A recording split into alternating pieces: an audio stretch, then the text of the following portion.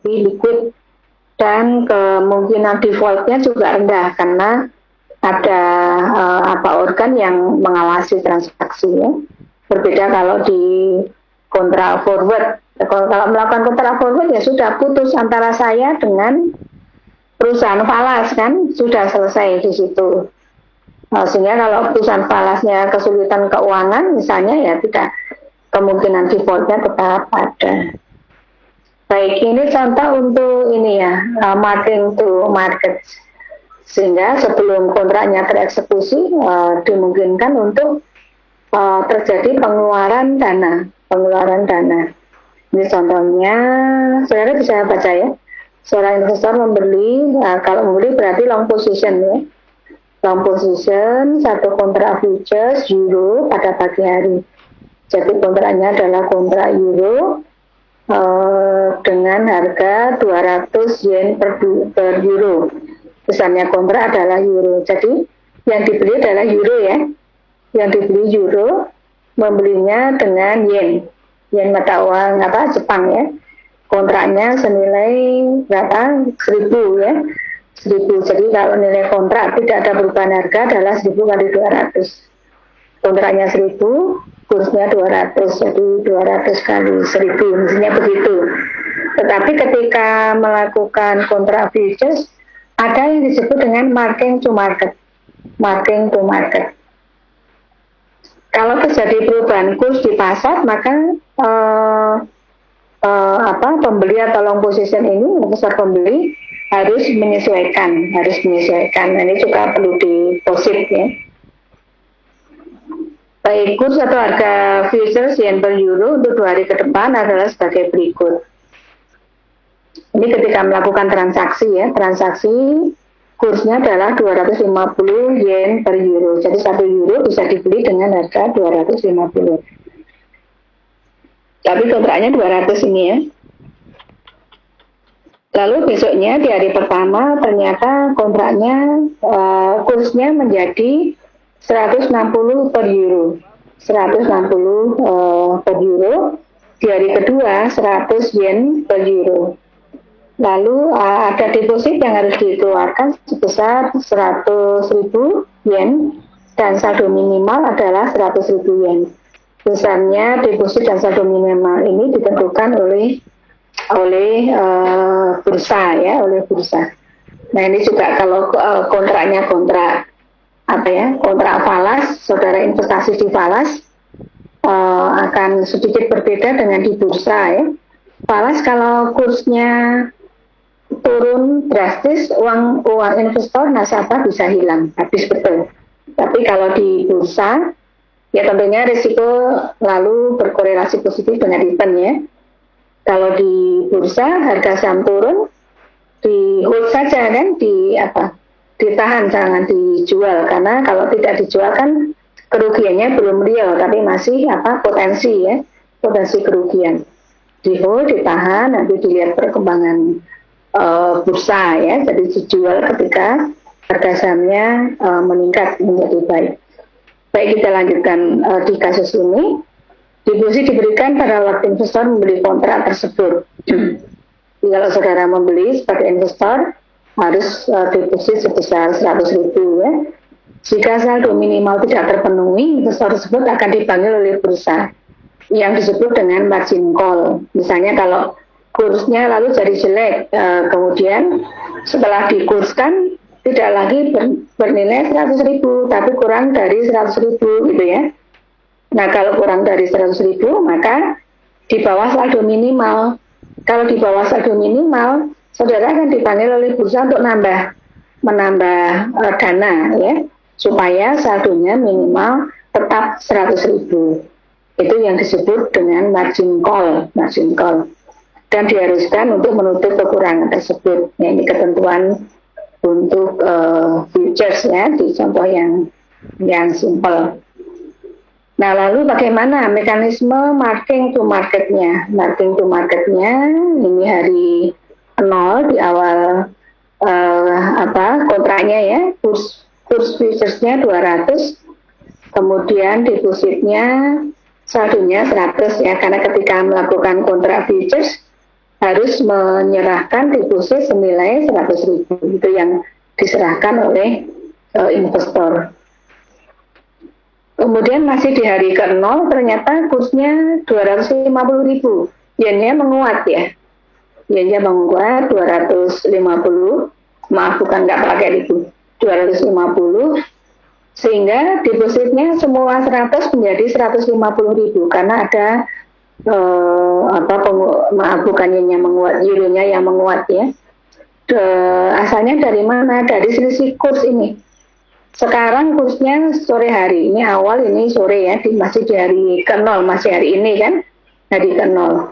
Kursnya 250 per yen per euro, dikurangi sebelumnya ketika melakukan kontrak adalah 200. Dikalikan nilai kontraknya 1.000 ya, nilai kontraknya kan 1.000. Selisihnya adalah 50.000. Nah 50.000 ini lalu menambah saldo. Semula 100.000 dengan adanya penguatan euro menjadi 150.000 ya. Nah, yennya kan melemah ya nih ya. Semula kan membeli 1 euro dengan harga 200. Tapi ada perubahan kurs, membeli 1 euronya perlu 250 yen kan. Kemudian di hari yang lain euronya melemah ya, ternyata 1 euro bisa dibeli dengan harga 160 yen. 160 yen melemah dari 250 menjadi 160. Sehingga ada pengurangan deposit senilai 90.000. 160 dikurangi 250 dikalikan 1.000. 1.000 adalah nilai kontraknya ya, atau senilai minus 90.000. Sehingga saldonya berkurang. Semula 150.000, ada penurunan dari turunnya kurs sebesar minus 90.000 menjadi 60.000.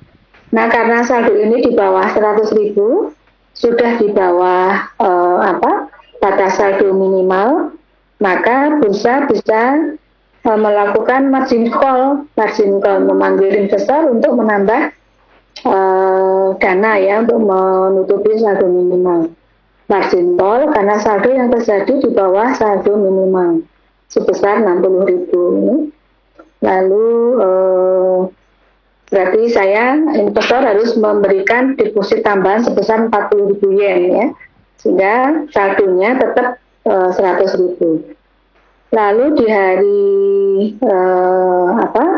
kedua, transaksinya ini hanya 2 hari ya. Hari kedua ternyata melemah lagi ya. Kalau semula di hari ke-0 sore 250, melemah lagi yennya menjadi euronya ya 100, sehingga menurut nilainya turun lagi minus 60.000. Hanya karena ini sudah jatuh tempo, maka kontraknya ditutup ya. Kontraknya ditutup, investor menyerahkan 100 dikalikan 1.000 atau sama dengan 100.000 yen dan menerima 1.000 euro ya, 1.000 euro. Sehingga total kerugian atau keuntungannya adalah 50.000 yang ini ya. Untung 50.000, rugi 90.000, rugi 90.000 atau sebesar 100.000 yen kerugiannya ya. Kerugiannya adalah 100.000 yen. Ini untuk margin to market, sehingga kalau seperti ini maka tetap liquid kan, karena setiap ada perubahan kurs ada kewajiban dari investor untuk melakukan margin call ya. Margin call ini untuk contoh untuk futures. Sedikit lagi ya. Nah, kalau perdagangan di bursa forward diperdagangkan melalui pasar over the counter, ini sudah kita bahas. Baik, satu lagi untuk kasus swap ya, swap. Swap ini merupakan pertukaran, ini kasus yang lebih simpel dibandingkan dengan kasus yang kita bahas minggu lalu ya. Swap merupakan pertukaran aliran kas antara dua pihak. Misalkan ada perusahaan yang mempunyai neraca sebagai berikut. Sebelah kiri PTA, sebelah kanan PTD. LIBOR masih ingat ya? LIBOR apa kepanjangannya?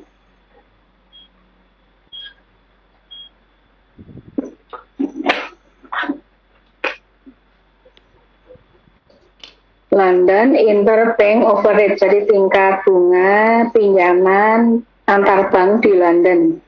Ada juga Singapura ya, Singapura SIBOR, Singapura Interbank Overrate. Nah, maka kalau LIBOR, SIBOR, atau Jakarta Interbank Overrate misalnya ya, kalau di Indonesia, ini sifatnya adalah bunga mengambang, float, mengambang atau float. Gitu ya, di kasus minggu yang lalu. Baik, kita kembali ke kasus ini. PTA ini dari aktivitas asetnya, aset yang dikelola, memberikan return 12%. Returnnya adalah 12%. Lalu sumber pendanaannya didapatkan dari pinjaman. Pinjaman dengan tingkat bunga LIBOR plus 2%. Nah, sehingga tergantung pada besarnya LIBOR ini kan, karena ini kan market, pasar itu berfluktuasi ya. Misalnya kalau LIBOR-nya itu 10%, maka pinjamannya harus dibayar dengan tingkat bunga 10% plus 2% atau 12%. Sehingga tidak ada spread ya, tidak ada selisih antara return dengan cost. Return dengan biaya, sama-sama 12%. Tapi kalau LIBOR-nya misalnya meningkat menjadi 14% misalnya ya, 14%, maka spread-nya negatif. Pinjamannya didanai dengan 14% plus 2%, 16%. Asetnya memberikan return 12%, spread-nya negatif 4%. Sedangkan kalau pinjamannya didanai dengan kalau LIBOR-nya turun misalnya ya, LIBOR-nya turun menjadi 4%, maka pinjamannya didanai dengan 4% plus 2% atau 6%. Sementara asetnya 12% ya, memberikan return 12%, sehingga spread-nya adalah positif. Ada spread positif sebesar 6%. Nah, return dari kita ini tergantung pada besarnya LIBOR, apakah naik atau turun. PTP sebaliknya, yang fix adalah pinjaman. Fixnya adalah pinjaman 10%, lalu asetnya memberikan return LIBOR plus 4%. Sama juga ya, kalau LIBOR-nya 4%, maka returnnya 4% plus 4%, 8%, pinjamannya 10%, berarti ada spread negatif antara return aset dan pinjaman. Tapi sebaliknya, kalau LIBOR-nya tinggi 14%, kalau 14%, maka return dari aset adalah 18%. Ada spread 8%. Jadi, baik PTA maupun PTP ini akan tergantung atau akan dipengaruhi oleh besarnya LIBOR. Semakin tinggi LIBOR, semakin rendah spread PTA dan semakin tinggi spread PTP. Dan sebaliknya, kalau LIBOR-nya semakin rendah, spread PTA itu semakin tinggi dan spread PTP semakin rendah gitu ya. Jadi itu kondisinya. Kemudian yang bisa dilakukan adalah melakukan swap dari dua neraca perusahaan PTA dan PTP ini ya. PTA punya aset memberikan tingkat keuntungan tetap, tadi sudah saya sampaikan ya. Nah, lalu misalkan LIBOR meningkat 12%, nah spreadnya kan begini ya. LIBOR-nya 12%, maka PTA-nya returnnya negatif, spreadnya negatifnya 2%, PTP positif 6%. Tapi kalau turun menjadi 3%, PTA diuntungkan, PTP rugi. Ya, ini dampak dari perubahan LIBOR. Sehingga bisa dilakukan dengan melakukan swap, manajemen risiko dengan swap. Kedua perusahaan menghadapi risiko ketidakpastian tingkat bunga. Jika tingkat bunga tinggi, PTP memperoleh keuntungan, sedangkan PTA memperoleh kerugian, dan sebaliknya ya. Untuk melindungi diri dari risiko perubahan tingkat bunga, kedua perusahaan bisa melakukan swap atau pertukaran aliran kas. Misalnya ditukarkan adalah kewajiban atau sisi hutang. Kewajiban A yang semula adalah float, ditukar menjadi fix dengan PTP, ya. Nah, dengan pertukarnya ini maka semua aset maupun return pinjaman, returnnya aset maupun biaya pinjamannya PTA ini semuanya adalah fix, tetap, ya. Sementara yang PTP kedua-duanya adalah float, mengambang, ya, baik aset maupun pinjaman, sehingga kedua PT ini A dan B tidak akan terpengaruh oleh perubahan LIBOR. LIBOR-nya mau tinggi mau rendah, spread-nya tetap, gitu kan? Misalnya kalau LIBOR-nya 10%, PTA tidak akan terpengaruh karena tidak berkaitan dengan LIBOR, ya. Spread-nya tetap 2%. Bagaimana dengan PTP? PTP juga tetap 2%. 10% ditambah 4%, dikurangi 10% ditambah 2%. Jadi spread-nya tetap 2%. Dan tadi sekali lagi saya menggarisbawahi bahwa swap ini adalah satu-satunya sekuritas derivatif yang memberikan keuntungan pada dua belah pihak yang melakukan kontrak, gitu ya, untuk materi dan kontrak. Ada yang mau disampaikan dulu sebelum saya akhiri kuliahnya? Bu, izin bertanya, Bu. Tadi yang di slide ke-6, Bu, mau ditanya. Slide ke-6. Ini? Ya, itu kan ada deposit tambahan sebesar 40.000 yen itu infonya dari mana, Bu, informasinya gitu? Yang mana? Yang deposit tambahan sebesar 40.000. Deposit tambahan 40.000, oh ini. Karena di hari pertama itu saldonya kan sudah menjadi 60.000 kan? Semula 150.000, kemudian 50.000, kemudian berkurang 90.000 menjadi 60.000. Nah, yang tambahan 40.000 ini supaya saldonya tetap menjadi 100.000. Oke, Bu. Saldo minimal. Jadi kan ada ketentuan tadi, ya. Deposit adalah 100.000 yen dan saldo minimal adalah 100.000 yen. Ini ketentuan bursa, ya. Tapi ini contoh saja, ya, di bursa mungkin di bursa Persangka Jakarta mungkin ketentuannya berbeda. Ini kalau ada ketentuan saldo minimal dari bursa adalah 100.000. Sehingga kalau ada kekurangan saldo ini kurang dari 100.000, maka harus ada deposit tambahan sebesar 40.000. Karena ketentuannya minimal, kalau lebih dari 100.000 juga diam saja bursanya, curang, ya.